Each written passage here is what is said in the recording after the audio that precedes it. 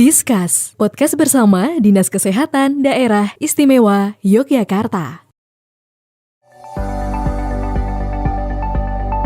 Program Kendali Mutu Laboratorium, Unit Transfusi Darah, Unit Donor Darah akan menjadi ideal jika dilakukan secara terus-menerus dan berkesinambungan, sehingga mutu pelayanannya akan terus terjamin. Untuk itu, diperlukan adanya kesepakatan yang bersifat nasional yang didasari oleh perkembangan ilmu pengetahuan dan teknologi mutakhir, serta dilaksanakan secara konsisten. Apa saja indikator mutu layanan tersebut? Seperti apa dukungan dari pemerintah dalam meningkatkan mutu layanan laboratorium? Kita akan memperbincangkannya dalam Discuss bersama Sekretaris Komisi D, DPRD DIY, Insinyur Imam Taufik, dan Ketua Perhimpunan Spesialis Patologi Klinik dan Kedokteran Laboratorium Indonesia, Dr. Suryanto, SP, PKK.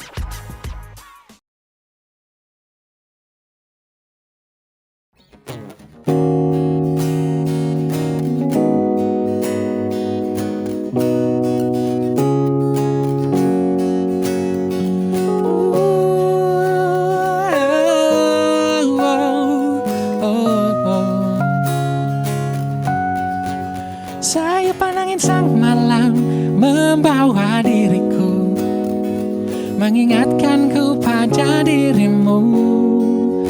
Aku pun mulai berkhayal apabila semua berawal dan berakhir bahagia.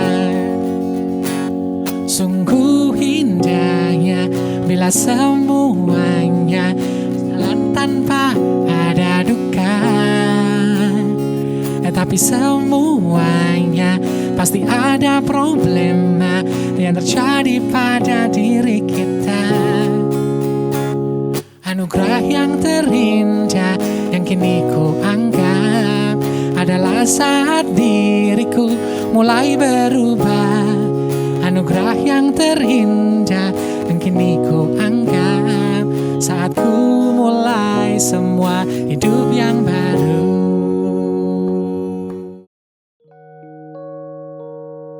Pembangunan kesehatan pada hakikatnya adalah upaya yang dilaksanakan oleh semua komponen bangsa Indonesia yang bertujuan untuk meningkatkan kesadaran, kemauan, dan kemampuan hidup sehat bagi setiap orang agar terwujudnya derajat kesehatan masyarakat yang setinggi-tingginya dan sebagai investasi bagi pembangunan sumber daya manusia yang produktif secara sosial dan ekonomi. Fasilitas pelayanan kesehatan sebagai tempat yang digunakan untuk menyelenggarakan upaya pelayanan kesehatan, baik promotif, preventif, kuratif maupun rehabilitatif, memiliki resiko infeksi atau penyebaran penyakit bagi tenaga kesehatan, pasien, keluarga pasien, pengunjung maupun masyarakat. Oleh karena itu, setiap fasilitas pelayanan kesehatan harus menjamin kesehatan dan keselamatan baik terhadap sumber daya manusia di fasilitas pelayanan kesehatan tersebut. Meningkatkan layanan mutu unit donor darah menjadi salah satu fokus bagian kesehatan sebagai hal yang harus dilakukan setiap harinya. Karena kualitas layanan kesehatan yang buruk, menurut data dari WHO 2022, 5,7 sampai 8,4 juta pasien meninggal per tahun. Peran keselamatan pasien untuk layanan unit transfusi darah sebagai acuan penyelenggaraan pelayanan transfusi darah di UTD, Pusat Plasma Paresis, PDRS, dan rumah sakit dalam rangka peningkatan mutu, keamanan, dan kemanfaatan pelayanan darah. Pelayanan transfusi darah merupakan upaya pelayanan kesehatan yang memanfaatkan darah manusia sebagai bahan dasar dengan tujuan kemanusiaan dan tidak untuk tujuan komersil. Pelayanan transfusi darah sebagai salah satu upaya kesehatan dalam rangka penyembuhan penyakit dan pemulihan kesehatan sangat membutuhkan ketersediaan darah atau komponen darah yang cukup, aman, mudah diakses, dan terjangkau oleh masyarakat. Pemerintah bertanggung jawab atas pelaksanaan pelayanan transfusi darah yang aman, bermanfaat, mudah diakses, dan sesuai dengan kebutuhan masyarakat yang membutuhkan.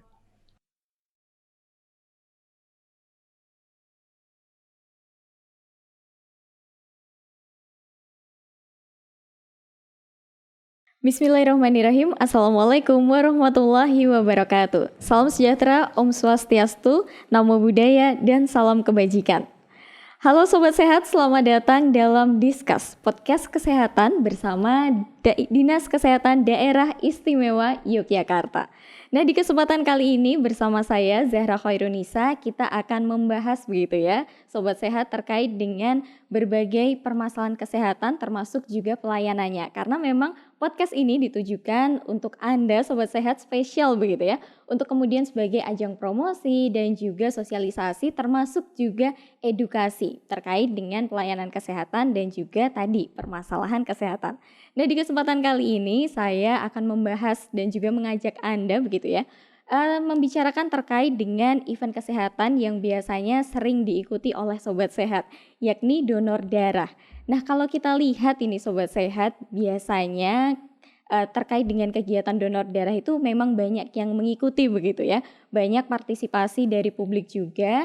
Nah, tapi ketika kita melihat data, apalagi ini kalau berdasarkan data dari Badan Kesehatan Dunia atau WHO, ini untuk setiap tahunnya kebutuhan darah itu sebetulnya selalu meningkat. Tetapi masalahnya para pendonor darah ini justru setiap tahunnya semakin menurun. Nah, tentunya ini akan menjadi concern kita bersama untuk bagaimana caranya agar kebutuhan darah tersebut dapat terpenuhi. Nah, insya Allah akan kita bahas di Discuss kali ini. Tentunya saya tidak sendiri karena sudah hadir dua narasumber yang insya Allah akan membersamai kita untuk membahas terkait dengan tema donor darah ini.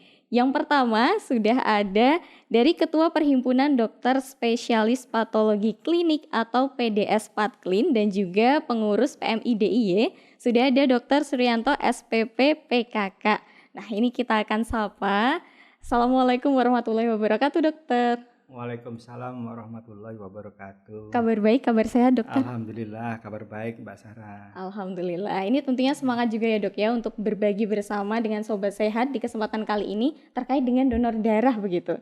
Dan juga tidak hanya ada Dokter Surya karena di kesempatan kali ini juga sudah hadir anggota Komisi D DPRD DIY, Bapak Insinyur Imam Taufik. Assalamualaikum warahmatullahi wabarakatuh, Bapak. Waalaikumsalam warahmatullahi wabarakatuh. Kabar sehat, Bapak? Alhamdulillah. Alhamdulillah. Sehat walafiat. Masya Allah. Dan di kesempatan kali ini tadi kita sudah membahas sedikit begitu, dokter dan juga Bapak terkait dengan donor darah begitu.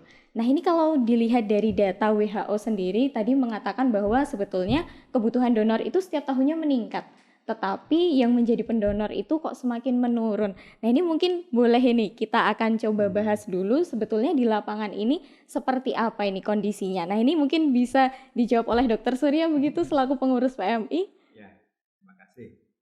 Jadi memang kalau di WHO secara internasional ya, itu memang kebutuhannya masih berkurang ya, karena targetnya mungkin per tahun 4% dari jumlah penduduk. Tapi alhamdulillah untuk Indonesia sudah ditetapkan itu hanya sementara 2% dulu. Ya, karena sesuai dengan kebutuhan yang ada di Indonesia. Untuk Provinsi DIY sendiri alhamdulillah sudah memenuhi target itu. Ya, apalagi di DIY itu kan ada 5 UTD yang di bawah PMI, 1 di UTD yang di bawah Kemenkes, yaitu di Rumah Sakit Sarjito. Jadi UTD yang di DIY itu ada 6, Mbak Sarah. Ada 6 dan alhamdulillah tercukupi. Kalaupun kita mendengar adanya medsos kurang darah, yaitu mungkin kurang informasi saja yang memedsos. Alhamdulillah insya Allah tercukupi. Alhamdulillah gitu. Baik. Jadi 2% dari jumlah penduduk insya Allah ya. Kalau masalah kekurangan itu memang sering kita terjadi karena ada keadaan tertentu. Misalkan dalam keadaan kemarin COVID memang agak menurun ya. Menurun pendonornya, kemudian event-event tertentu misalkan mendekati lebaran atau hari peringatan pernikahan, jadi anak berlibur panjang, jadi masyarakat juga mungkin lupa begitu ya dokter ya, yang biasanya sudah rutin begitu jadi lupa. Oke, baik. Nah, kalau dari Bapak Imam Taufik sendiri nih Pak, kalau dilihat dari animo masyarakat sebetulnya untuk kemudian bisa mengikuti kegiatan donor darah ataupun rutin mendonorkan darahnya itu seperti apa nih Bapak? Ya, saya kira itu terkait dengan pemahaman ya di masyarakat. Jadi kalau mereka sudah paham ya tentang pentingnya ya donor darah, ya, pertama dari aspek kesehatan mungkin ya dokter ya, yang kedua dari aspek kemanusiaan. Ini saya kira mereka akan antusias kok untuk berpartisipasi ya dalam kegiatan donor darah, terutama yang diadakan oleh PMI kan ada rutin begitu ya. Kebetulan kami sendiri setiap 2 bulan sekali itu aktif mengadakan donor darah di. Kebetulan saya Gunung Kidul ya. Setiap 2 bulan sekali kita ada kegiatan itu bekerjasama dengan PMI Kabupaten Gunung Kidul. Oke, baik. Jadi memang sebetulnya ketika masyarakat ini sudah mengerti begitu ya Bapak ya pentingnya, manfaatnya donor darah, tentunya masyarakat sebetulnya akan semakin tertarik begitu untuk bisa mengikuti kegiatan donor darah.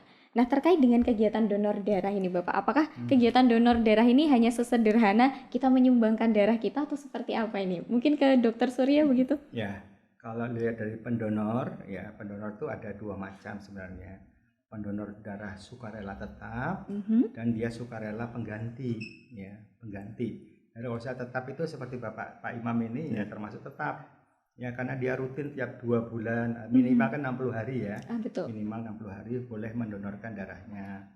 Nah itu kita berharap seperti itu, ya kita harapkan pendonor darah pengganti itu tidak ada lagi. Pengganti itu apa? Pengganti itu sewaktu-waktu aja dia diminta. Kalau nggak ada yang minta dia nggak mendonorkan gitu loh. Atau ada kebutuhan keluarga yang mendesak perlu darah, nah, dia mencari, ya itu yang namanya yang didapat itu adalah pendonor darah pengganti. Kita harapkan pengganti itu sudah 0 kalau bisa. Semua sudah sukarela. Jadi kita sudah punya seperti stoknya. Ini maaf Pak, Gunung Kidul itu masih banyak. Kalau saya catatan saya di laporan tahunan itu masih banyak pengganti. Masih banyak pengganti. Masih banyak pengganti. Ya, mudah-mudahan kalau di kota itu udah 0 sama sekali. Oh ya. Kota hebat sekali. Jadi betul-betul kita mendapatkan donornya dari sukarela tetap. Oh gitu ya. Itu saya kira catatan Pak. Dan itu kan bagi pendonor juga kan kita kasih penghargaan kalau di PMI ya. Kalau udah 25 kali ya, nanti mungkin dari wali kota ya,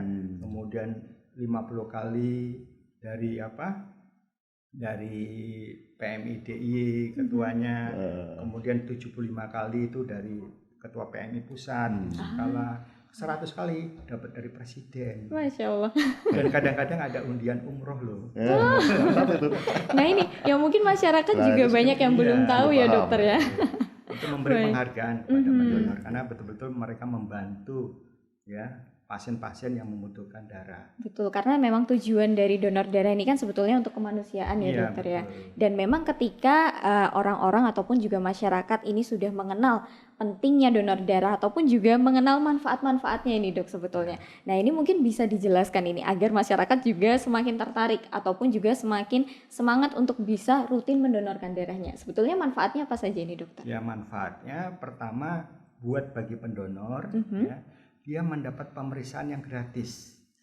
Apa pemeriksaannya? 4 penyakit infeksi. Contohnya penyakit HIV, penyakit hepatitis B, hepatitis C, dan penyakit sifilis. Kalau kita periksa sendiri, wah itu biayanya cukup mahal. Betul.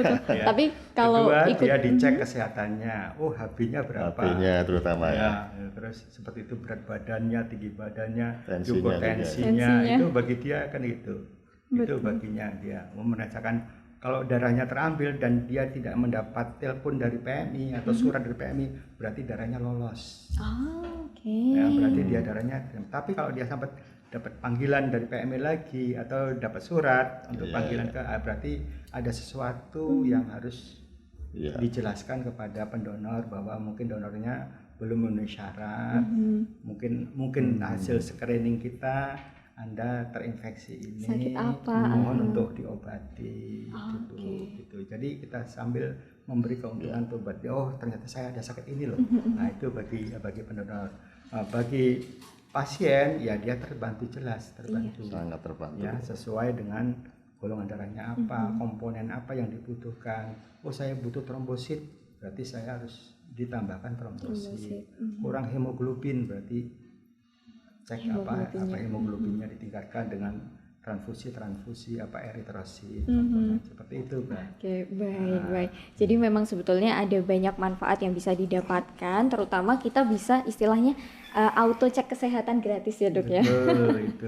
Baik, kalau dari Pak Imam ini yang mungkin sudah menjadi donor sukarela tetap begitu. Kalau selama ini Pak Imam mungkin bisa merasakan manfaat apa saja sih, Bapak? Ketika sudah rutin begitu mendonorkan darah. Saya nggak donor, Pak. Dari saya penyelenggara. Saya memanggil, mengundang warga masyarakat yang berminat untuk donor, kita selenggarakan itu. Baik. Sendiri belum pernah.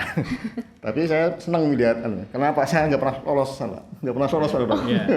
Tensinya tinggi dan seterusnya lah, biasanya gitu. Baik. Jadi, nah, tapi ketika dari suatu komunitas ataupun suatu organisasi begitu Bapak, ketika menyelenggarakan donor darah, sebetulnya ini manfaat apa sih Bapak yang kemudian didapatkan ataupun juga kemudian keuntungan apa yang sebetulnya ingin dicari oleh para komunitas ataupun organisasi penyelenggara? Ya kebetulan kami dari komunitas partai politik ya, tentu saja ya namanya partai politik Pak, kita ingin hadir ya di tengah masyarakat bahwa kita ini memiliki manfaat gitu. Yang kedua yang memberikan kesempatan kepada kader dan masyarakat untuk berkontribusi di dalam dunia kesehatan gitu. Kebetulan kami rata-rata satu kali Afgan itu sekitar 60-an. 60 yang ikut ya. Cuma kadang habis seleksinya itu paling banter 40. Jadi urusan kondisi kesehatannya yang belum memungkinkan untuk ikut donor darah gitu. Tetapi ketika suatu komunitas ataupun organisasi ataupun juga mungkin dari partai politik begitu berhasil menyelenggarakan kegiatan donor darah, tentunya ini juga memberikan manfaat begitu ya Bapak ya dari untuk PMI sendiri untuk kemudian mendapatkan banyak sekali istilahnya cadangan darah begitu. Ya, kita paling tidak kan harus menyetop ya. Kalau bisa rumah sakit, nah ini kaitannya dengan rumah sakit kan, yang butuh kan rumah sakit. Betul. Ya, yang butuh rumah sakit ya, seandainya rumah sakit sudah menyusun di manage berapa sih kebutuhan darahnya untuk bulan ini, sehingga kami juga dari PMI juga mengetahui menyetop, jangan sampai darah itu berlebihan, mubazir, nanti mubazir gitu loh, karena kantong darah itu ada umurnya. Nah, rata-rata umurnya dia di bawah 30 hari. Gitu. Kalau kelebihan paling pendek ya harusnya 26 hari lah kalau kita hitungannya. Takutnya kalau kelebihan jatuhnya mubazir dan mubazir akhirnya terbuang. Sayang dia ada donor darahnya nggak terpakai, terbuang. Jadi disesuaikan dengan kalau ada datanya rumah sakit yang lengkap, semua rumah sakit yang di DIY itu mungkin dinas yang lebih tahu. Sepertinya kalau catatan saya itu ada 80 rumah sakit ya di DIY. Nah, tapi yang punya BDRS atau bank darah mungkin dari keputusan dari DPR. Jadi rumah sakit itu seharusnya wajib punya bank darah rumah sakit. Ini untuk bank menyimpan darahnya. Jadi menstok gitu loh. Jangan sewaktu-waktu kurang bingung. Harus perjalanan ke PMI dulu ya Dok ya. Oh iya, harus nelpon sana sini. Dan padahal kita kan membawa darah itu kan harus hati-hati ya. Tidak sembarangan kayak tas kresek gitu enggak. Harus kan betul harus ada boxnya Dok ya. Harus ada boxnya biar menjaga suhunya darahnya tetap segar, jadi sampai ke pasien tuh betul-betul selamat gitu loh. Darahnya nggak rusak. Nah, terkait dengan adanya bank darah rumah sakit, sebetulnya ketika rumah sakit ini belum memiliki bank darah ini dokter, itu yang harus dilakukan ataupun juga yang sebetulnya harus disiapkan agar bisa mengusahakan adanya bank darah rumah sakit itu bagaimana Dok? Ya, kalau menurut catatan kami yang rumah sakit yang milik pemerintah daerah itu alhamdulillah semua sudah punya bank darahnya rumah sakit ya. Tapi beberapa rumah sakit swasta, rumah sakit swasta yang besar-besar tuh sudah ada BDRS-nya. Tapi yang kecil-kecil tuh belum punya. Itu kadang-kadang darah masih dititipkan ke PMI gitu. Seperti kami berharap dari itu mungkin ada kebijakan dari dinas ya untuk semua rumah sakit wajib. Karena dalam akreditasi rumah sakit juga sebetulnya ada untuk penilaian bank darah. Jadi karena itu kesiapan kita, kalau rumah sakit berarti ada pelayanan darah. Betul. Baik. Nah mungkin dan itu diatur Pak di Permenkes nomor 91 tahun 2015 masalah ya tentang BDRS itu. Ada harus sebetulnya Permenkes itu ada unit untuk itunya. Oke, baik. Jadi kalau dari mungkin dari Dewan sendiri nih Bapak Imam, terkait dengan adanya rumah sakit yang ternyata belum memiliki bank darah. Nah, itu sebetulnya pemerintah nanti akan mengupayakan atau bagaimana ini? Ya, saya kira tugas dari pemerintah itu kan melakukan pembinaan ya, pembinaan termasuk pengawasan, bahkan bisa memberikan apa ya catatan ya, teguran ya terhadap rumah sakit yang belum itu. Cuma memang untuk pengadaan alat kan gini Dok ya. Nah, sini yang mungkin butuh bagi rumah sakit kecil ya, ini butuh effort yang cukup tinggi ya untuk bisa mewujudkan alatnya itu. Nah, ini kadang-kadang ini Pak, kebetulan saya juga di patologi klinik ya ini PDS Patklin ya. Jadi kadang-kadang saya apa sih yang memberatkan direktur untuk mengadakan bank darah. Bank darah sebenarnya cukup ada ruangan yang cukup tersendiri ya. Ruangan mungkin 3x3 itu sudah bisa cukup ya. Kalau syaratnya memang paling tidak 10 meter ya. Itu sudah cukup sebenarnya, karena di situ hanya 2 alat yang kita tempatkan. Blood blank refrigerator atau istilahnya kulkasnya dengan suhu 2 sampai 6 derajat, sama alat untuk cross atau untuk uji cocok serasi namanya. Jadi kalau golongan darah A ya harus A kita crosskan dulu, cocok nggak? Kalau cocok baru kita berikan. Itu tanggung jawabnya kalau BDRS seperti itu. Tapi kalau dia nggak punya BDRS, dia langsung minta ke PMI. Nanti kadang-kadang begitu sampai rumah sakit, oh darahnya nanti dulu ditunda, kan pasiennya masih gini, akhirnya nggak ada penyimpanan, akhirnya rusak darah itu. Dan hanya gitu terbuang ya Dok ya, tidak terpakai. Akhirnya kalau dipaksakan dipakai, nanti kualitasnya kan kita keamanan. Jadi kita berharapkan mungkin dari pihak Pak Imam bisa menganjurkan ke ini rumah sakit harus wajib punya, karena untuk menjaga percuma ya itu kita sering terjadi itu di lapangan ya. Baik. Dan kalau untuk investasi sebenarnya hanya cukup membeli. Kadang-kadang kalau untuk itu kan tidak bisa KSO ya, penyimpanan darah itu modalnya harus beli dulu. Refrigerator namanya blood bank ya. Itu aja. Kalau untuk cross itu bisa berapa vendor itu sudah menawarkan untuk KSO dan regennya kadang-kadang tidak ditargetkan, Mbak. Pembelian sekali box 4 bulan nggak apa-apa gitu loh. Baik. Jadi memang sebetulnya mudah begitu ya untuk bisa mengusahakan bank darah di setiap rumah sakit. Oke, baik. Hanya tinggal kemauannya mungkin ya Bapak ya. Iya, tinggal kadang-kadang sekali hitung-hitungan, tinggal aja bermain dengan vendornya gimana. Oh bisa pembayaran bisa cicilan. Nah, kan ada berapa banyak vendor itu yang menawarkan seperti itu. Yang penting kita punya fasilitas pelayanan itu kan untuk menambah performa juga rumah sakit. Gitu. Baik. Nah, ini berarti kalau dari Dewan harusnya akan mensosialisasikan terus begitu ya Pak ya, terkait dengan kepemilikan bank darah untuk setiap rumah sakit begitu. Ya mungkin ini perlu dibuat regulasi ya, apakah dalam bentuk pergub ya, agar rumah sakit swasta yang belum memiliki bank darah itu segera melakukan pengadaan itu. Dan kalau ada pergub itu para rumah sakit yang di swasta terutama ya, ini bisa merespon ya, dan kita bisa menilai gitu sejauh mana respon mereka terhadap regulasi yang dikeluarkan oleh Pemda DIY ini. Baik. Nah terkait dengan PDS Patklin ini Bapak Dokter, nah ini terkait dengan dukungan yang kemudian diberikan ataupun juga sudah diupayakan selama ini terkait untuk kegiatan donor darah. Kalau dari PDS Patklin sudah mengupayakan apa saja nih Dokter? Ya dari PDS Patklin biasanya sering jadi penanggung jawab kalau di rumah sakit itu. Penanggung jawab laborat, penanggung jawab bank darah rumah sakit, karena sesuai dengan kompetensinya gitu loh, sesuai kompetensinya mereka di PDS Patklin seperti itu. Jadi kalau kita ya betul-betul menjaga kualitas darah itu betul-betul baik, bagus itu dan aman buat pasien. Ya, harusnya nanti dari kita yang tanggung jawab untuk pertama untuk melihat mutu. Jadi kualitas pemataan mutu. Jadi mutu betul gak pemeriksaan ini istilahnya betul-betul HIV-nya kok reaktif, betul nggak itu? Ya kita harus ada namanya cross check lagi, betul nggak gitu loh. Tapi kalau sudah di darah, sudah di screen di PMI, insya Allah aman. Tidak ada istilahnya berita, wah tercemar HIV, nggak mungkin. di PMI pasti sudah hal-hal yang gitu, sedikit aja kita langsung darahnya kita Oke, langsung nggak lolos gitu nggak ya, lolos. dokter ya? Karena untuk menjaga betul, kalau di PMI itu betul-betul kita menjaga. Dan alat-alat di PMI, alhamdulillah yang di PMI DI ya Pak ya, sudah metodenya tuh alatnya sudah cukup canggih untuk mengecek HIV, hepatitis B, hepatitis C sama sifilis, sudah menggunakan metodenya CLIA, sudah ELISA yang lebih canggih lagi. Paling mutakhir gitu Kalau ya, yang dokter? lebih mahal lagi NAT, tapi kita belum punya. Cukup mahal. NAT itu sudah molekuler istilahnya. Kalau kemarin kan tentang COVID kan pemeriksaan PCR ya, itu kan udah molekuler ya. Baru kita ini baru reagennya, istilah antibodinya, antibodi dan antigennya kita deteksi.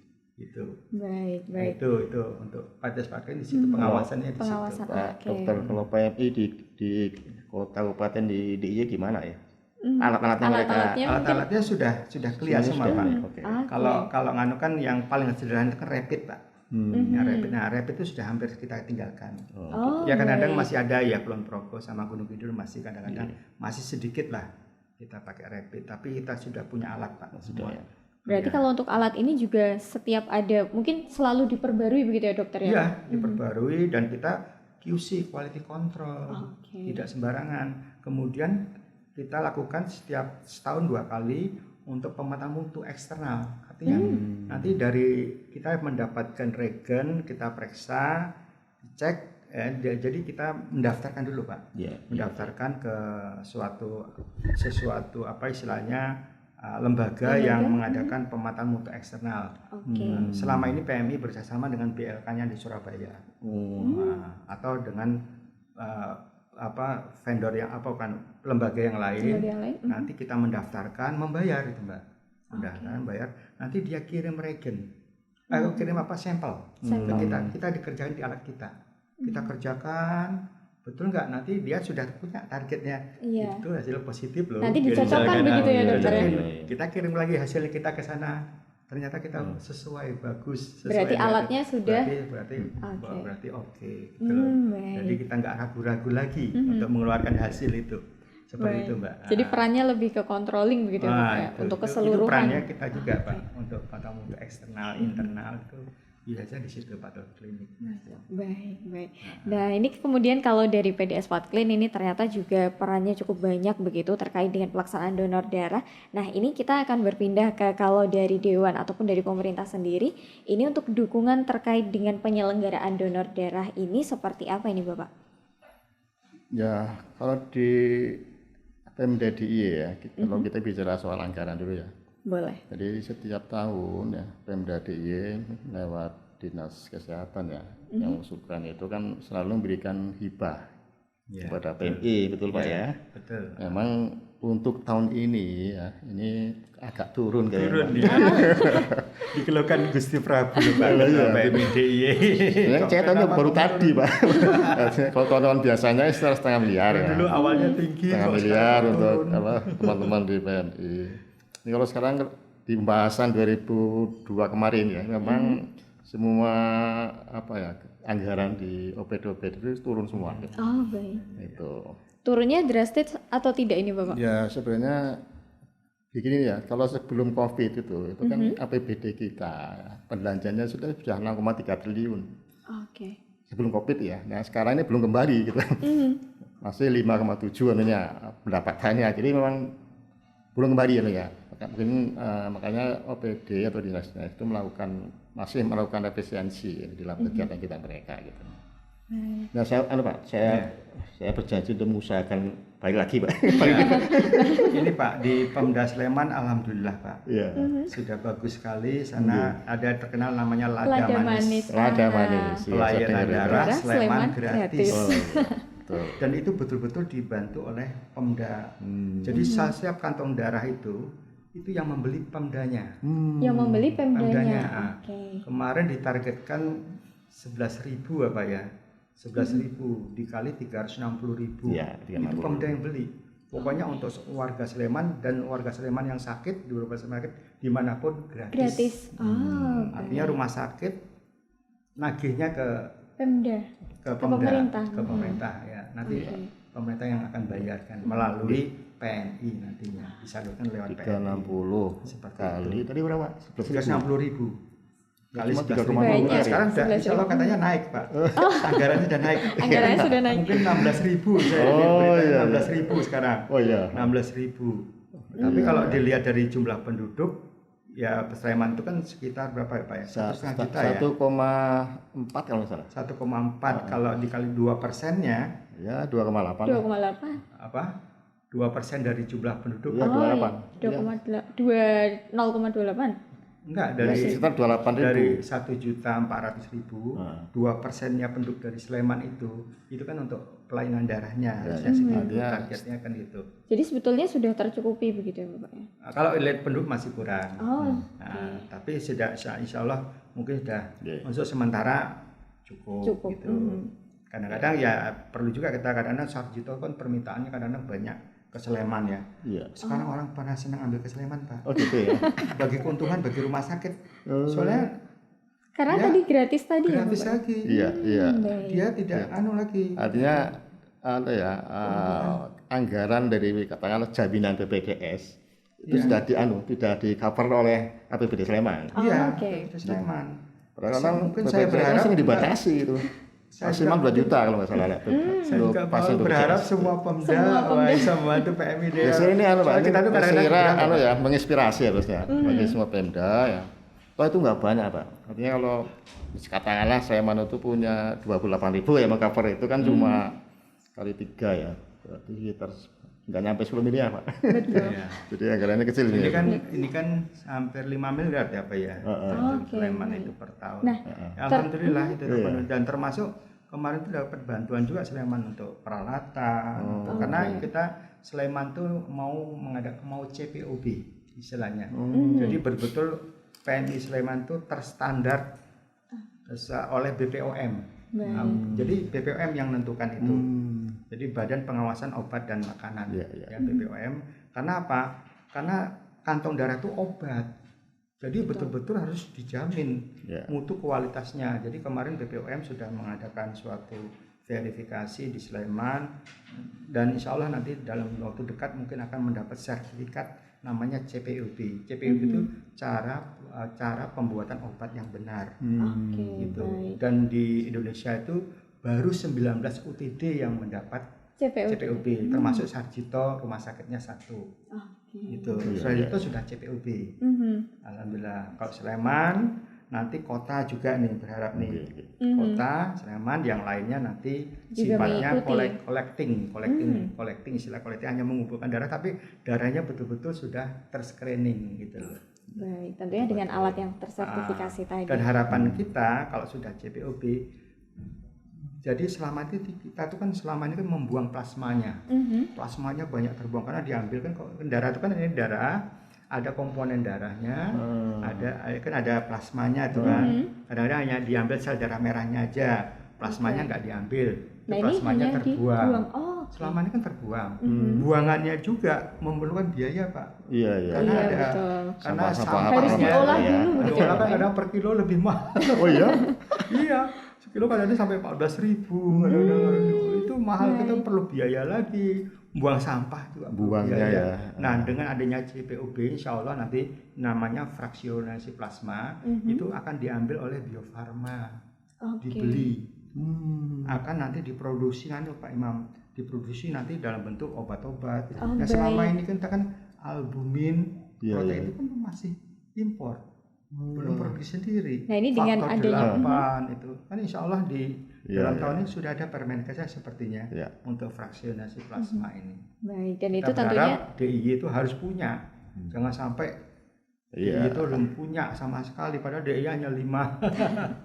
5. baik. Dan ini mungkin Empat kalau kota. dari Dewan sendiri nih Bapak Imam untuk tadi agar bisa wilayah yang lain ini bisa seperti Sleman yang sudah memiliki lada manis begitu atau pelayanan darah untuk masyarakat secara gratis ini seperti apa ini? Ya saya kira kalau Pemda DIY kan sifatnya membina ke bawah ya. Jadi mungkin bisa mendorong ya.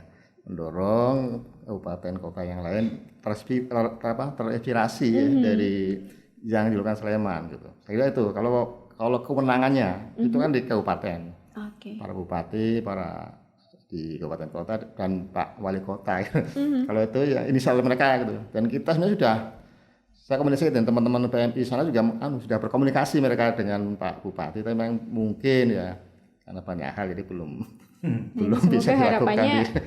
Semoga harapannya soalnya kan pelayanan darah itu kan buat masyarakat. Betul. Gitu loh. Kalau daripada kita menjaga masyarakat nanti sehat, ya kan kita anggarannya kan tidak banyak. Ini kalau kaminya sih nanti mungkin bicaranya dengan Pak Surya, kawan-kawan di level. Dengan Dokter Surya. Iya, dengan di level DIY ya. Betul. Kepentingannya di situ gitu. Di ke bawahnya mungkin ya nanti Bu Kepala Dinas semoga Sleman bisa menjadi percontohan begitu ya Bapak ya untuk nantinya bisa diikuti oleh wilayah-wilayah lain. Nah, Dokter Surya dan juga Bapak Imam, kita akan simak terlebih dahulu. Ini ada sebuah video yang nantinya juga akan memberikan pemahaman lebih lagi terkait dengan donor darah ini. Silahkan kita saksikan terlebih dahulu video yang berikut ini. Tujuan dalam Permenkes nomor 11 tahun 2017 pasal 2 adalah pengaturan keselamatan pasien untuk meningkatkan mutu pelayanan Fasyankes melalui penerapan manajemen resiko. Dalam pasal 5, setiap fasilitas kesehatan harus menyelenggarakan keselamatan pasien melalui pembentukan sistem pelayanan yang menerapkan standar keselamatan pasien. Sasaran keselamatan pasien dan Fasyankes melakukan pelaporan insiden secara online atau tertulis kepada Komite Nasional Keselamatan Pasien. Keselamatan pasien di fasilitas kesehatan menjadi fokus dalam mutu pelayanan kesehatan yang ada. Salah satunya adalah keamanan pelayanan di unit transfusi darah dan unit donor darah. Sedangkan Permenkes nomor 91 tahun 2015 tentang standar pelayanan transfusi darah, unit transfusi darah menjadi acuan bagi tenaga kesehatan dan atau pelaksana program di bidang kesehatan dalam pelayanan transfusi darah. Standar pelayanan transfusi darah bertujuan menjamin pelayanan darah yang aman, berkualitas, dan dalam jumlah yang cukup.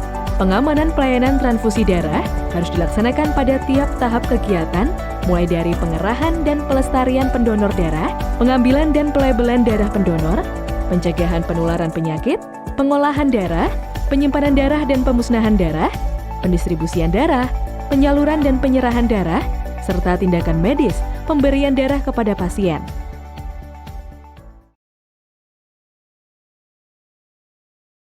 Baik, setelah kita simak video tadi ya Sobat Sehat, kita akan lanjutkan lagi. Nah, kali ini dokter dan juga Bapak Imam, ini ada beberapa pertanyaan begitu ya dari Sobat Sehat, yang mana ini Sobat Sehat tentunya bertanya-tanya terkait dengan perihal donor darah ini. Karena memang tadi ada yang barangkali Sobat Sehat ini sudah menjadi donor sukarela tetap, ataupun juga mungkin ada yang sudah sering ikut kegiatan donor darah tetapi mungkin tidak lolos begitu Bapak. Nah, ini dari Sobat Sehat kita akan coba bacakan begitu ya pertanyaannya. Nah, itu sebetulnya ketika donor darah ataupun juga masyarakat yang ingin melakukan donor darah, itu syarat-syaratnya yang harus dipenuhi untuk bisa menjadi pendonor itu apa saja ini dokter? Nah, syarat-syaratnya memang kadang banyak ya yang datang tiba-tiba belum tahu ya karena informasi belum tahu, oh darahnya kok saya udah datang jauh-jauh kok nggak bisa darahnya diambil, kenapa? Ya itu memang kita betul-betul kita screening betul kita ketat ya, tidak sembarangan karena prinsip kita aman buat pendonor dan aman buat pasien. Jadi ada syarat-syaratnya. Jadi syarat-syaratnya apa? Pertama berat badan harus mencukupi karena kan kebutuhannya kan sesuai dengan cairan kan kita ada kan 60% di sini cairan kita ya. Nah itu jadi syaratnya umur pertama tadi berat badan kurang harus lebih dari 45 kilo gitu. Lebih dari 45 kilo. Kemudian umur paling tidak yang sudah dewasa 17 tahun ke atas ya, jangan masakan. Terus kepada wanita jangan saat menstruasi ya enggak boleh gitu loh ya. Terus wanita kemudian penyakit yang lain mungkin dia punya hipertensi ya jangan dulu ya karena kita mengharapkan dia nanti betul-betul sehat. Jangan orang-orang yang pernah berpergian tempat-tempat daerah yang infeksi misalkan. Nah itu juga kita cegah. Jangan pendonor dulu lah. Atau dia habis minum obat-obatan dulu jangan dulu. Atau dia habis melakukan aktivitas yang cukup berat, belum istirahat. Nah nanti kalau diambil darahnya malah Bisa jatuh pingsan sakit, bisa Bisa pingsan. pingsan. Dan terus Itu kalau pasti itu hal kita seleksi. Jadi setiap di lapangan, kalau di lapangan namanya mobile unit ya. Kalau kita di undang-undang tuh diundang oleh suatu lembaga, harus datang ke sana dan sudah mengumpulkan masyarakatnya untuk donornya. Nah, itu tetap kita seleksi, tidak semuanya terus diambil. Nanti kita jelaskan, Pak ini Bapak punya ini. Nanti Bapak tensinya tinggi, jangan dulu ya Pak gitu. Bapak HB-nya rendah. Nanti langsung kita periksa di situ. Cek tensinya, cek HB-nya, segala macam itu. Nah, betul-betul memenuhi syarat, barulah dia untuk mengisi namanya inform consent. Gitu. Inform consent, setelah itu baru terus Diambil darahnya itu. Nah, Itu sebetulnya syarat-syaratnya seperti itu. baik. Nah, ini tentunya harusnya ada sosialisasi terlebih dahulu begitu ya, Dokter? Ya, sebenarnya ada sosialisasi, kita sudah memberikan leaflet di PMI itu sudah ada, dan insya Allah masyarakat sudah tahu kok sebenarnya. Tapi kadang-kadang ya itu kasihan juga ya, dan Sudah jauh-jauh dia datang. tuh berharap gitu. Ini kalau dari Bapak Imam yang selaku penyelenggara kegiatan donor darah, ini sebetulnya kalau dilihat animo masyarakat untuk bisa ikut donor darah, tapi kemudian pada akhirnya ada beberapa yang akhirnya tidak bisa mendonorkan darahnya. Itu apakah nanti di acara selanjutnya atau di event donor darah selanjutnya mereka tetap akan mencoba untuk berpartisipasi begitu? Iya, jadi kebetulan ya, saya tuh mengadakan acara itu kan tiap hari Ahad ya, minggu pagi, jika warga masyarakat sedang ramai di alun-alun, ya, senam dan seterusnya itu. Nah, disitulah kita melakukan kegiatan. Dan saya pantau ya, yang daftar itu relatif tetap orangnya. Walaupun dulu nggak lolos gitu. Tapi setidaknya tadi saya sama Pak Dokter ya, bahwa mereka jadi ngerti, kondisi itu. HP-nya kurang, tensinya tinggi, gulanya dan seterusnya ya. Gitu. Jadi animenya semakin kesini saya melihat malah justru semakin bagus gitu. Dulu awal-awal cuma orang 20. Ini terakhir kemarin saya lihat sudah 60 orang. Artinya sebenarnya ini masalah bagaimana memberikan pemahaman kepada warga tentang dampak positifnya ya, baik bagi diri ataupun sekali lagi bagi orang lain. Baik, berarti dari pemerintah sendiri sebetulnya juga harus istilahnya mengupayakan sosialisasi terkait dengan donor darah begitu ya, Pak? Betul. Jadi sosialisasi saya kira penting sekali dan ya kayak yang kita lakukan ya. Yang hari ini saya kira ini kalau didengar banyak orang itu jadi mungkin menginspirasi gitu. Betul. Dan insya Allah kalau ada event donor darah bisa ikut begitu ya Bapak. Dan juga darahnya bisa lolos begitu. Baik, nah kemudian ini juga kalau masyarakat itu biasanya ketika sudah melakukan donor darah ini Dok. Nah itu sebetulnya ada hal-hal apa saja sih yang harus dilakukan oleh masyarakat agar mungkin kondisi kesehatannya tidak menurun begitu ketika selesai melakukan donor darah. Ya, memang kalau habis donor darah biasanya kan darahnya kan diambil ya. Kalau di Indonesia tuh satu kantongnya hanya 350 cc. Ya, tidak banyak ya, tidak banyak. Nah, kalau di luar negeri mungkin 500 cc ya karena badannya besar-besar. Kalau Indonesia kan cukup kantongnya dibuat yang 350 cc sudah cukup itu. Nah, dengan 350 cc darahnya diambil ya pasti ada hal kan agak berkurang darahnya. Jadi untuk pemulihannya kadang-kadang kita sendiri dari di PMI sudah memberikan suatu paket ya, paket ada minuman susu, kadang-kadang ada minuman yang berenergi yang untuk kekuatan, kemudian ada tablet tambah darah seperti itu. Nanti selanjutnya ya di rumah kalau habis ya monggo nanti makan yang bergizi sehat biasa gitu. Dan insya Allah nanti akan pulih karena darah kita itu kan ada umurnya sebenarnya. Kalau kita nggak gunakan juga percuma karena kita salurkan karena 120 hari dia mati. 120 hari mati yang terutama untuk sel darah merah ya. Itu udah otomatis dan nanti tubuh kita memproduksi yang baru lagi lewat susum tulang terus. Nah, kalau kita sampai kita sedekahkan, nah itu Pak sedekah namanya. Kita sedekahkan dengan orang yang membutuhkan, insya Allah kita dapat yang baru lagi Pak. Baru insya Allah itu buat kita masyarakat yang pendonor pasti sehat. Insya Allah istilahnya seperti sedekah lah ibaratnya orang donor tuh insya Allah nggak ada yang jatuh sakit ya selama itu sehat sama aja seperti orang sedekah orang bersedekah itu tidak ada yang bangkrut, Pak. Yang miskin ya. Malah justru ditambahkan Malah begitu ya, tambahan, Bapak ya? kaya. Iya, itu biar seperti itu, Mbak. Baik, nah ini cukup menarik ya sobat sehat, ketika memang kita bisa mendonorkan darah kita dan juga bermanfaat untuk orang lain, ternyata ada banyak sekali manfaat kesehatan yang bisa dirasakan begitu. Nah kemudian ini ada ketakutan begitu dari masyarakat ketika melakukan donor darah atau mungkin yang menjadi pasien yang menerima donor darah begitu. Nah ini sebetulnya ada tidak sih dok penyakit yang bisa menular melalui donor darah tadi? Tadi ada 4 penyakit yang kita lakukan screening, yang terutama itu yang berbahaya, yang istilahnya penyakit yang selalu penularannya lewat darah, aliran darah ya, terutama tadi penyakit HIV. Ya, hepatitis B, hepatitis C, sama sifilis. Itu 4 itu penyakit ini yang cukup berbahaya. Dan itu yang kita lakukan screening untuk di Indonesia seperti itu. Baik. Mungkin kalau luar negeri karena dia mampu, mungkin hal-hal yang lain ya, mungkin banyak ya. Tapi standar internasional itu 4 itu aja. Sudah cukup ya, sudah cukup untuk menghindari penularan itu. Kadang-kadang kemarin kita mendengar ada darah tercemar ini, sebenarnya kalau dari PMI itu tidak. Mungkin waktu itu beritanya itu mungkin ada kantong darah memang itu sudah udah pasien yang reaktif, harusnya kan dibuang. Tetapi mungkin mungkin ada keteledoran, buang sembarangan atau gimana, itu harusnya dibuang betul-betul. Kita yang yang istilahnya wadah infeksius itu harus aman, harus terbuang, jangan buang sembarangan. Itu yang membuat tercemar nantinya. Baik.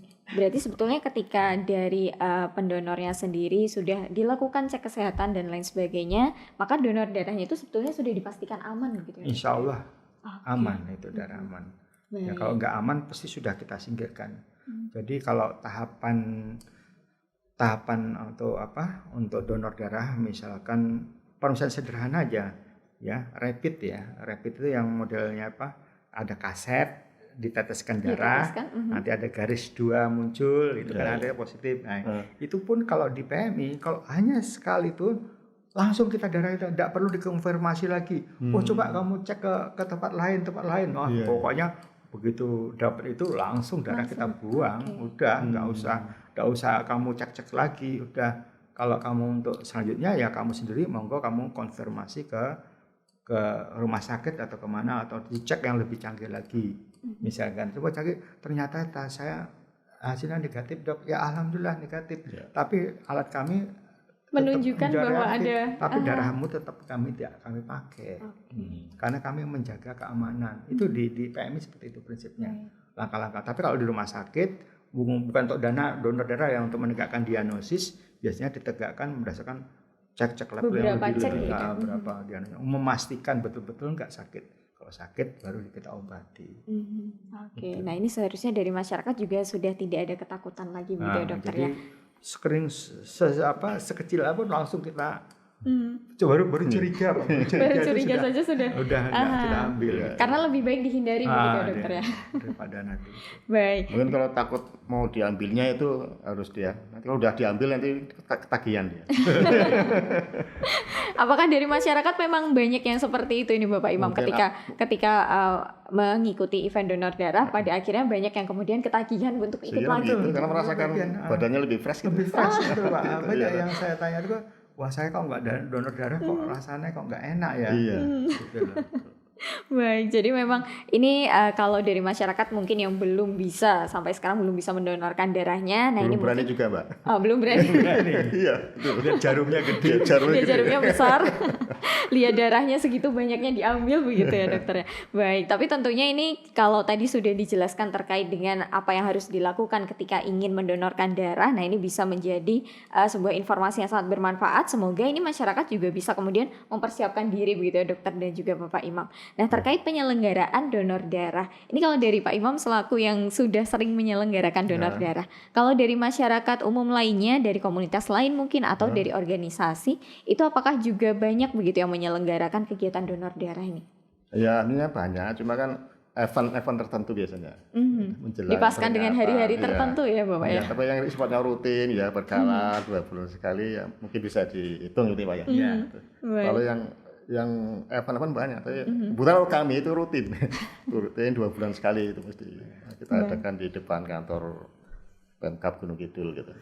Betul Pak, rutin. Nah, terus kemudian ketika ada banyak yang menyelenggarakan event donor darah dan lain sebagainya, kemudian kalau dari pemerintah sendiri, upaya untuk kemudian mendukung event tersebut berjalan, kemudian juga istilahnya membantu masyarakat, itu seperti apa? Ya, saya kira belum terformulasikan ya sebenarnya untuk masyarakat gimana. Tapi yang kita pikir sementara baru teman-teman di PMI ya, bantuan yang sudah hibah ke mereka itu. Tapi yang masyarakat mengadakan membuatlah itu wilayah di masyarakat agar mereka punya kesempatan untuk berkontribusi ya bagi daerahnya masing-masing. Baik. Saya tambahkan Mbak Sarah. Jadi memang untuk kita berharapkan seperti itu Pak. Ada kelompok-kelompok yang menyalurkan darah. Jadi kita juga gampang nantinya. Jadi sudah dan terjadwal gitu loh, terjadwal. Oh kita hari ini ambil di sana, besok ambil di sini. Jadi stok darah, kebutuhan darah tuh di DI itu selalu ada. Gitu loh. Jadi kita untuk yang datang ke markas tuh kadang-kadang ke PMI itu sedikit, ya banyaknya kita ke lapangan Pak. Banyaknya ke lapangan gitu. Tapi alhamdulillah waktu kemarin ya sekarang sudah banyak ya, sudah tahu, sudah mengenal lingkungan kantor PMI-nya. Kan dulu tuh kadang nggak ngerti di mana PMI-nya itu. Dan alhamdulillah sekarang padahal di PMI itu lebih bagus, lebih higienis gitu loh. Tempatnya sejuk, ber-AC dan tempatnya enak gitu loh. Apalagi di Sleman itu ada kursi pijat. Mantap itu. Nah ini mungkin bisa ditiru. Habis donor di sana bisa pijat dulu 15 menit atau 30 menit. Wah enak sekali. Nah ini merupakan inovasi yang bisa dicontoh begitu ya dokter ya, untuk kemudian wilayah-wilayah lain juga bisa mengupayakan agar nantinya masyarakat yang ingin begitu ya berpartisipasi dalam layanan darah ini juga semakin meningkat dan juga masyarakat pun juga menjadi semakin nyaman begitu. Nah ini kebetulan ada pertanyaan ini dari Sobat Sehat, yang mana Sobat Sehat ini tergabung dalam suatu komunitas ini dokter dan juga Pak Imam. Nah ketika komunitas sebetulnya ingin menyelenggarakan kegiatan event donor darah, itu untuk prosedurnya seperti apa ini? Ya silakan, nanti tergantung nanti dia penyelenggaraannya di mana tempatnya ya.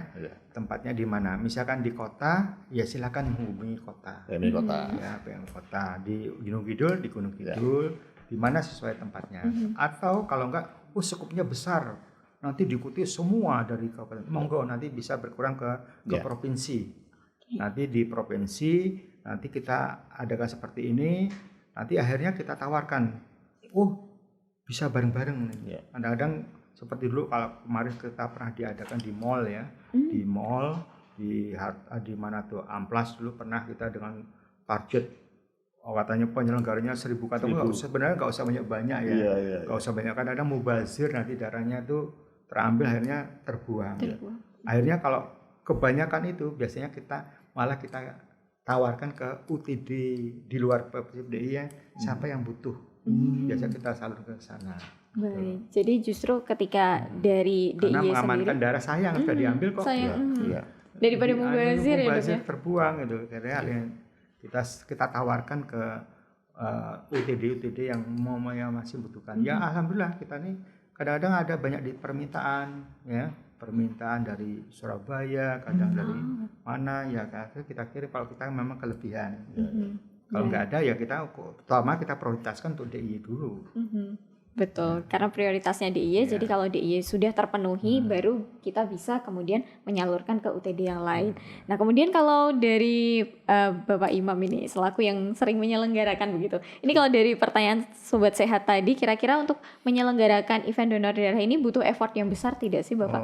Ini tidak, artinya yang penting itu kan pertama kita komunikasi ya dengan PMI setempat. Bahwa kami akan menyelenggarakan donor gimana sarannya di sana. Meeting tempatnya disiapkan yang baik gitu ya. Betul. Terus fasilitas apa namanya untuk dopingnya ya. Ya, itu misalnya itu disiapkan ya. Ada kadang dari kami, kadang dari sana juga ada gitu. Ya, Jadi dari PMI sendiri gratis kok, nggak Iya. ada biaya-biaya Kalau dari harus ini membayar iya. ke PMI, enggak ada. Justru kadang-kadang Jadi kami PMI memberikan merchandise oleh-oleh ke PMI. Ada yang gelas, ada yang mug gitu ya dokter. Ini malah nggak ada apa-apa, kita malah senang gitu. Jadi Malah mereka juga senang. senang. Jadi kayak senang, mereka senang gitu. PMI juga senang, Iya. penyelenggara juga senang gitu. Ya, kita kan berapa paling kan ya kan senang berapa 60 orang kan paling nggak berapa. Ya, target kita memang Di sana gitu. kedatangannya paling enggak minimal 50 bisa dapat. Kalau kurang itu enggak apa-apa. Iya. Baik, Dapat jadi tidak keterangan. harus kemudian menargetkan dengan Ya, jumlah yang nggak banyak usah. ataupun harus menyiapkan berbagai Ya. macam. Oke. Justru kalau dia menyalakan itu tidak event-event, jadi dia rutin menyalakan tiap 3 bulan, 3 bulan itu malah senang kita. Jadi kita bisa menjadwalkan, Mbak Betul, Zara. karena Oh, istilahnya ini dari PMI kita tinggal. sudah- tinggal kita mempersiapkan. Betul. gitu. Oke, baik. Dan juga ini Bapak, ada banyak sekali masyarakat yang kemudian bertanya-tanya, kalau memang sebetulnya kalau memang banyak sekali event donor darah yang diselenggarakan, tentunya ketersediaan darah itu kan juga sebetulnya mencukupi ya dokter Iya. dan juga Bapak. Nah, tapi biasanya masyarakat itu cenderung bingung, kenapa kok banyak sekali informasi-informasi dari mungkin di media sosial ataupun juga dari grup WA begitu misalnya. Iya. Ini ada yang kekurangan darah, butuh darah begitu. Nah, itu sebetulnya seperti apa sih, Dok? Ya, itu kadang-kadang kan ada yang sering kita dengan medsos juga butuh darah sekian kantong untuk anak yang dirawat di rumah sakit ini ya. Insya Allah kalau di rumah sakit yang punya Pemda, hampir yang kerjasama dengan PMI itu hampir tidak ada medsos itu, dan itu darahnya tercukupi. Yang sering ada kan beritanya hanya di rumah sakit Sarjito ya, gitu. Karena punya UTD sendiri. Ya kalau sebenarnya kalau saya tanya Sarjito, oh bukan kami itu. Kadang-kadang ada yang dari keluarga yang lihat karena butuh darah ini sehingga dia men-sharekan itu gitu loh. Baik. Nah, itu sebenarnya darah tercukupi. Tinggal keluarganya cari aja. Sebenarnya kita di PMI itu sudah menyiarkan loh, Mbak. Kantong darah di harian harian koran ya, itu sebenarnya sudah ada stok darah. Kemudian tiap jam di radio apa ya saya lupa. Iya Tiap betul, biasanya jam di 10 sudah ada sudah berita, ada update begitu ya. update stok darah gitu. Ada, kita selalu ada update. Jadi masyarakat tahu, oh sekian. Dan juga kira-kira Atau kalau enggak telepon aja ke PMI ya. langsung bisa telepon begitu. Bisa. Oke, baik. Nah, kalau ini tadi kebetulan pertanyaannya dari sahabat Anissa begitu. Nah, ini kita beralih ke pertanyaan selanjutnya ini dokter dan juga Bapak Imam. Nah, ini mungkin ini lebih ke Bapak Imam sepertinya yang bisa menjawab begitu. Nah, kalau dari pemerintah sendiri sebetulnya fasilitas apa saja yang kemudian diberikan kepada PMI ataupun juga kepada rumah sakit daerah untuk kemudian bisa mengupayakan proses ataupun donor darah ini menjadi lebih baik lagi. Ini pertanyaan dari Sobat Sehat dari Bapak Agus. Ini kebetulan Bapak Agus juga merupakan praktisi kesehatan juga ini. Oh gitu ya. Jadi yang saya tahu ya, Pemda kerjasama dengan PMI bentuk bantuannya adalah hibah.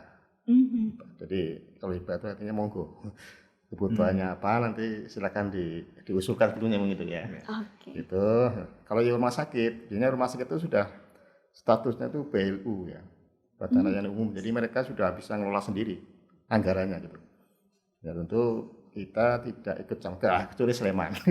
Jadi Sleman itu memang istimewa gitu ya dalam konteks backup untuk pembiayaan darah kira istimewa kan istimewa. Tapi yang lainnya umumnya itu sudah tercukupi dengan sendirinya oleh rumah sakit ya, yang status untuk BLU karena mereka kelola uang sendiri, kebutuhannya apa dipenuhi sendiri gitu.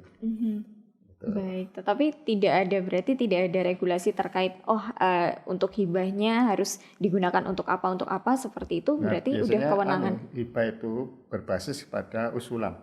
Ya. Oh baik. Usulan dari PMI kan Usulan program. ada proposal tiap tahun yang naik gitu.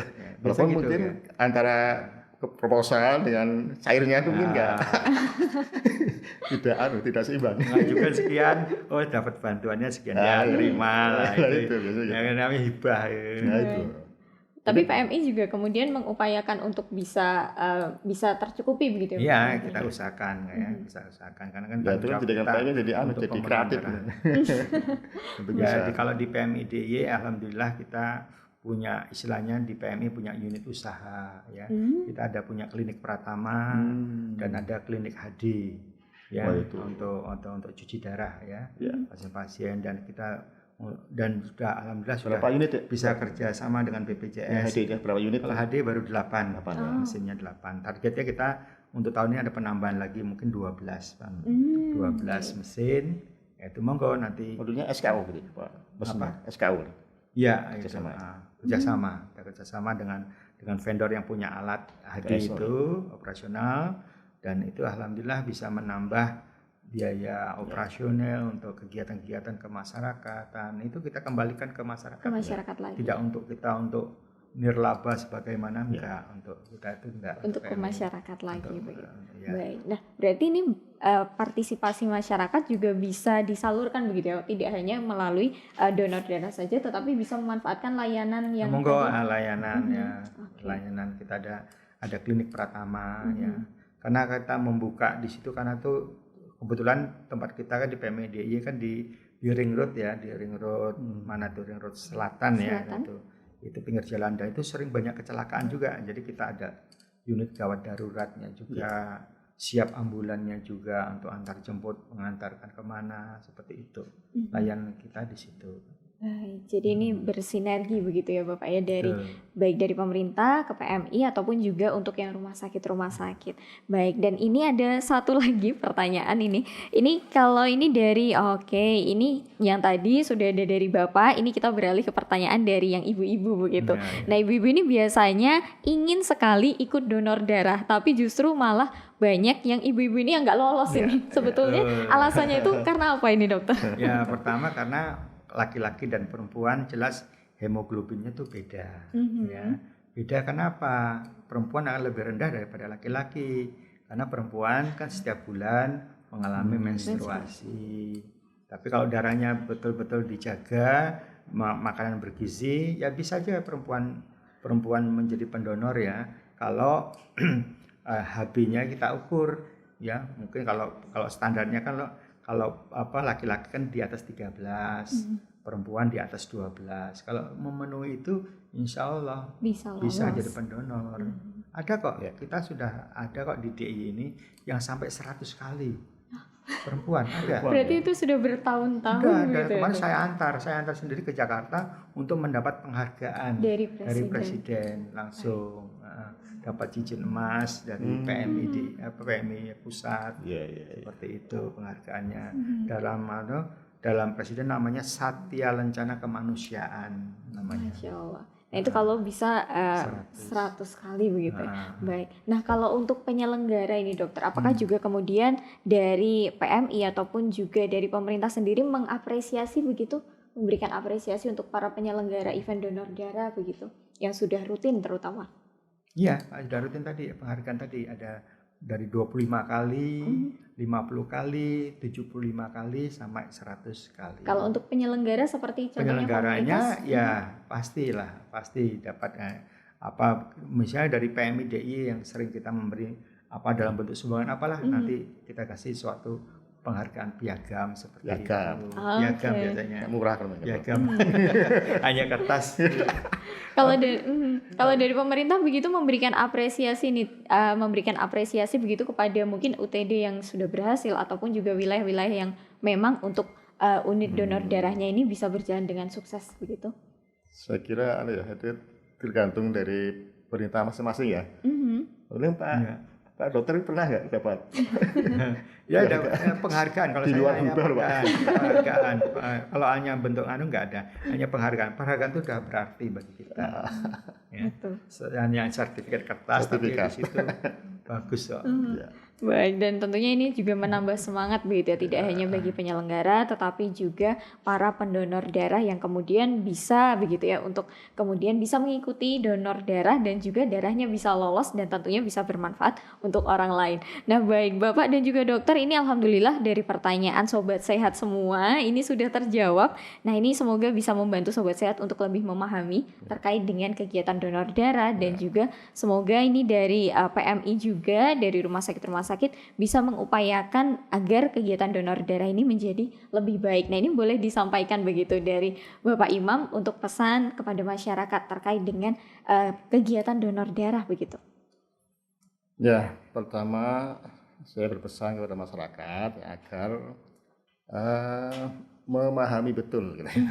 Memahami betul tentang manfaat ya, dari donor darah ya.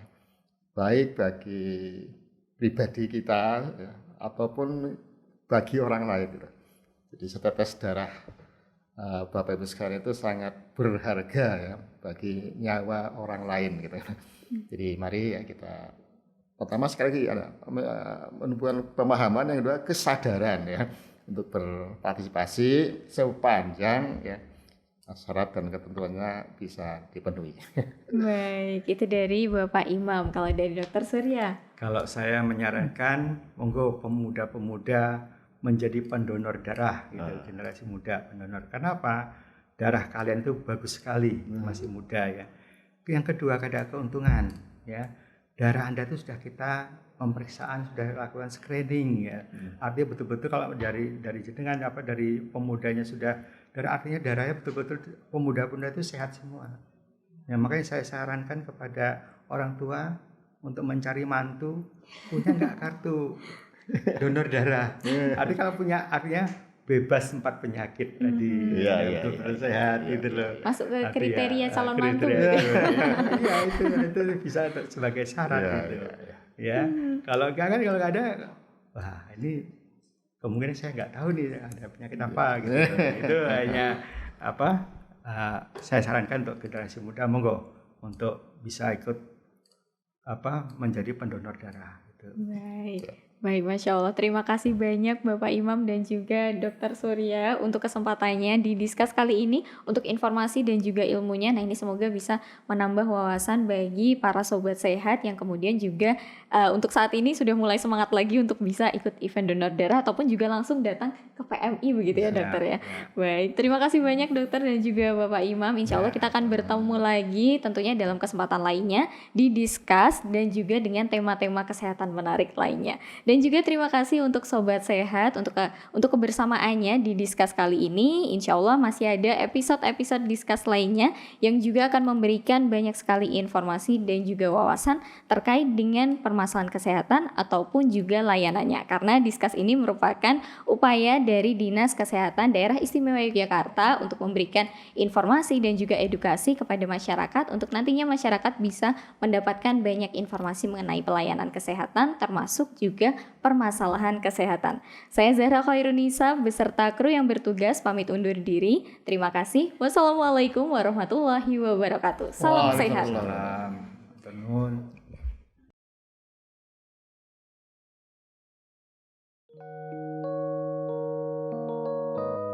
Dalam rangka mewujudkan tujuan pembangunan kesehatan, sebagaimana tertuang dalam Peraturan Presiden Nomor 18 Tahun 2020 tentang Rencana Pembangunan Jangka Menengah Nasional tahun 2020 sampai 2024, Kementerian Kesehatan telah menetapkan 6 tujuan strategis yang salah satunya adalah peningkatan cakupan kesehatan semesta yang bermutu. Untuk mencapai tujuan strategis tersebut, ditetapkan sasaran strategis yaitu meningkatnya ketersediaan fasilitas pelayanan kesehatan dan peningkatan mutu pelayanan kesehatan, salah satunya adalah mutu pelayanan unit transfusi darah dan donor darah. Tingkat pelayanan yang dapat meningkatkan outcome yang diharapkan sesuai standar pelayanan, perkembangan ilmu, hak pasien dan keterlibatan pasien pada masyarakat. Transformasi pelayanan kesehatan rujukan merupakan bagian dari transformasi sistem kesehatan yang bertujuan untuk meningkatkan akses dan mutu pelayanan yang ada. Tujuan pembangunan kesehatan adalah mewujudkan kesadaran, kemauan dan kemampuan untuk hidup sehat, dan juga pemenuhan akses dari masyarakat ke kesehatan yang bermutu agar terwujud derajat kesehatan masyarakat yang optimal, dan hal ini sejalan dengan visi dunia Universal Health Coverage yang mana masyarakat mendapatkan akses kesehatan tanpa hambatan finansial yang berarti dan tidak ada yang tertinggal. Peraturan Menteri Kesehatan tentang pelayanan darah merupakan bagian dari upaya pelayanan kesehatan untuk penyembuhan penyakit dan pemulihan kesehatan. Untuk tercapainya tujuan tersebut, diperlukan ketersediaan darah dan komponen darah yang cukup, aman, bermanfaat, mudah diakses dan terjangkau oleh masyarakat. Tanggung jawab pemerintah dan pemerintah daerah untuk pelaksanaan pelayanan darah secara keseluruhan di tingkat nasional, provinsi, dan kabupaten atau kota.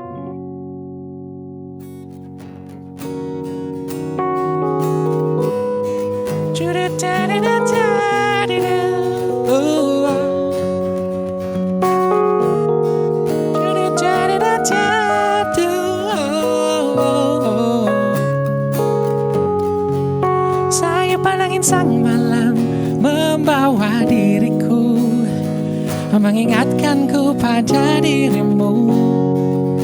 Aku pun mulai teringat akan semua salah yang selama ini aku perbuat. Sungguh indahnya bila semuanya berjalan tanpa ada duka. Tetapi semuanya pasti ada problema yang terjadi pada diri kita. Anugerah yang terindah yang kini ku anggap adalah saat diriku mulai berubah. Anugerah yang terindah yang kini ku anggap saat ku mulai semua hidup yang baru. Anugerah yang terindah yang kini ku anggap adalah saat diriku mulai berubah. Anugerah yang terindah yang kini ku anggap saat ku mulai semua hidup yang baru. Saat ku mulai semua hidup yang baru.